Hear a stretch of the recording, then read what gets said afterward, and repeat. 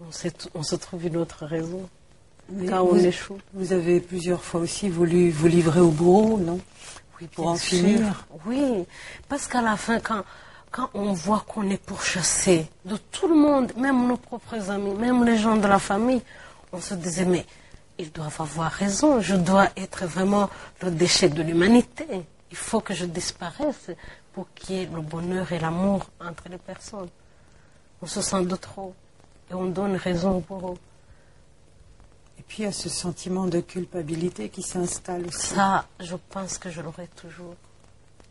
Mais culpabilité, pourquoi? Parce que vous aviez laissé tuer vos enfants, vous n'auriez pas pu faire autrement. Oui, mais on ne l'accepte pas. On se dit, mais est-ce que j'ai tout fait pour... Par exemple, des fois, je me dis, pourquoi est-ce que je n'ai pas dit à mes enfants, allez quelque part, partez simplement.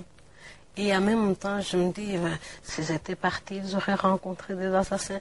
Et mes filles auraient été violées, parce que c'est ça qui me faisait le plus peur. Et c'est ce que les enfants du Rwanda ont vécu, et les femmes. Il n'y avait pas d'âge pour le viol. Mais vous allez aussi, Yolande, culpabiliser par rapport aux rescapés, en disant, moi je n'ai pas été violée, je n'ai pas eu de membres tranchés, je suis une privilégiée. Vous allez jusque-là. Je le répète, je reste la privilégiée, la rescapée la plus privilégiée, parce qu'il y a d'autres femmes moins âgées que moi, non seulement qui ont perdu leurs enfants et leurs maris, leurs parents, qui ont été violés et qui ont le sida aujourd'hui. Et il faut dire que je le suis vraiment. Hein. Mais c'était, vous le disiez tout à l'heure, une véritable guerre civile, parce que bien sûr, il y avait les milices du président Habyarimana. J'ai répété tellement de fois pour dire ce nom. Mais je veux vous corriger d'abord. Au Rwanda, ce n'était pas une guerre civile. Non. Ce n'était pas une tragédie. Il faut dire les choses par leur nom. Il y avait bel et bien un génocide. Et il y avait aussi une guerre civile, évidemment. Ouais. Il y avait une guerre entre le FPR rwandais et le régime en ce moment-là qui était rwandais. Il y avait une guerre rwando-rwandaise et il y avait le génocide.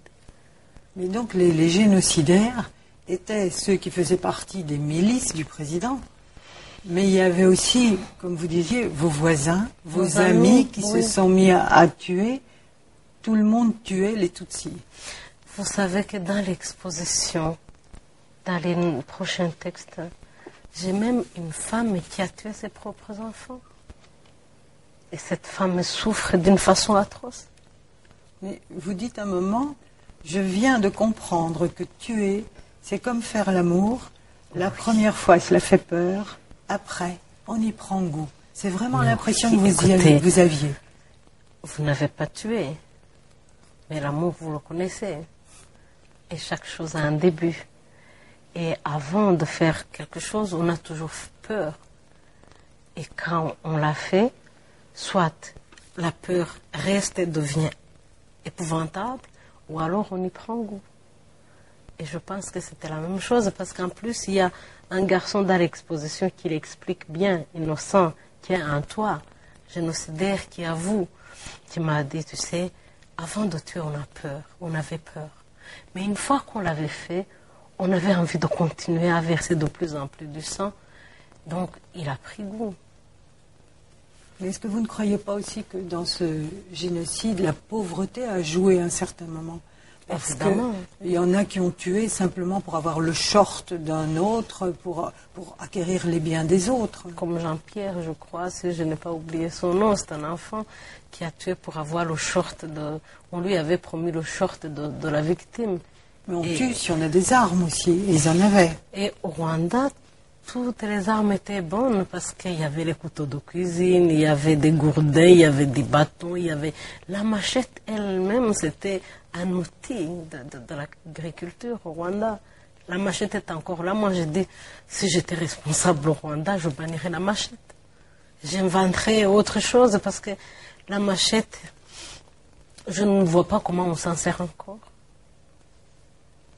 Vous avez dit que vous aviez juré à vos enfants de défendre leur mémoire et celle de votre peuple aussi d'ailleurs, et que vous réclamiez justice.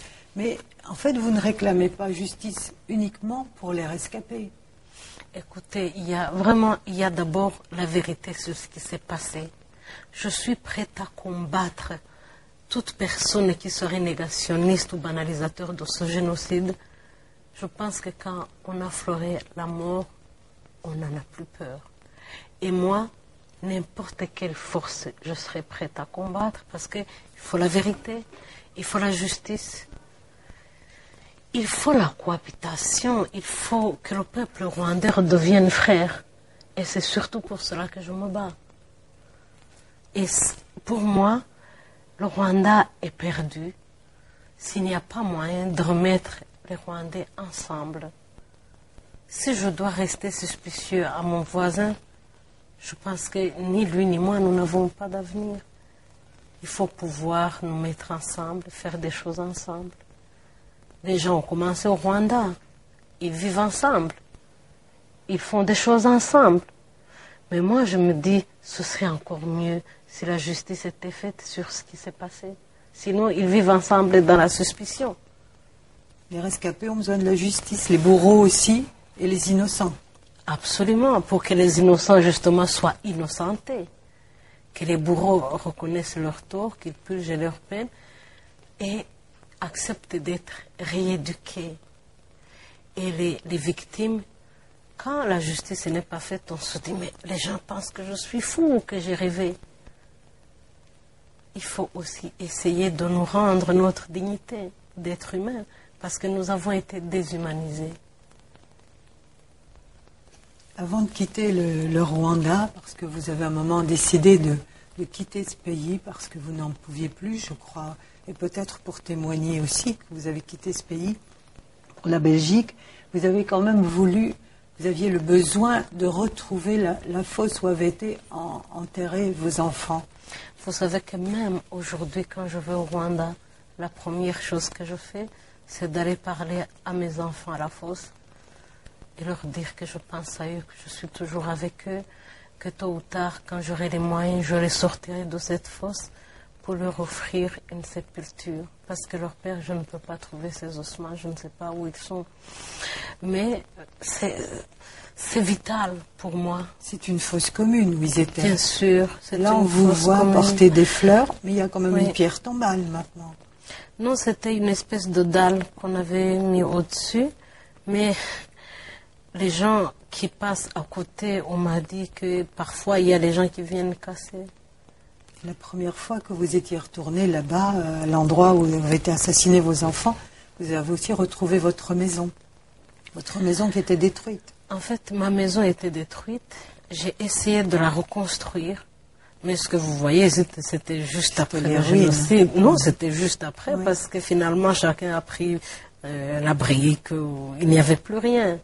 Mais j'ai essayé de reconstruire.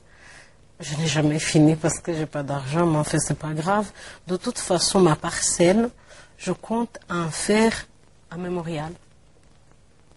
Et vous vouliez héberger des enfants orphelins aussi, non, maman? Bien sûr, je voudrais mettre un endroit où le rescapé peut se retrouver chez lui, avec nos morts. Vous avez choisi de venir en Belgique après avoir quitté le Rwanda. Oui. Alors, pourtant, vous aviez des comptes à régler quand même un petit peu avec la Belgique aussi, mais c'était un pays que vous connaissiez. Mais de toute façon, les Belges sont mes frères. Nous avons une histoire qui a des relations.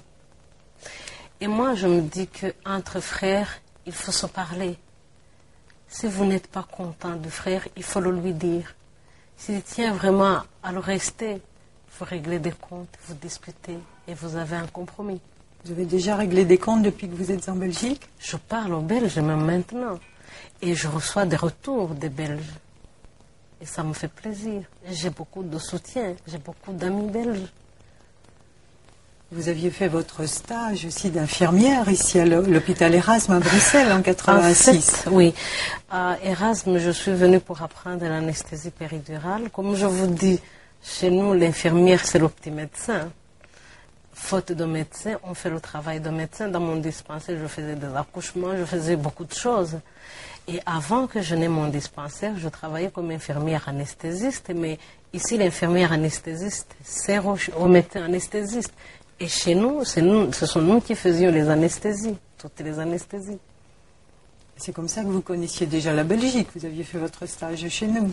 Mais même bien avant, parce que j'avais des amis belges qui venaient à la maison, et moi j'allais chez eux à Kigali. Enfin. Une grande amie à Charleroi, un médecin. Ah oui, docteur de Castel. C'était ma meilleure amie en Belgique. C'était comme une sœur, et ça a été encore plus fort, évidemment.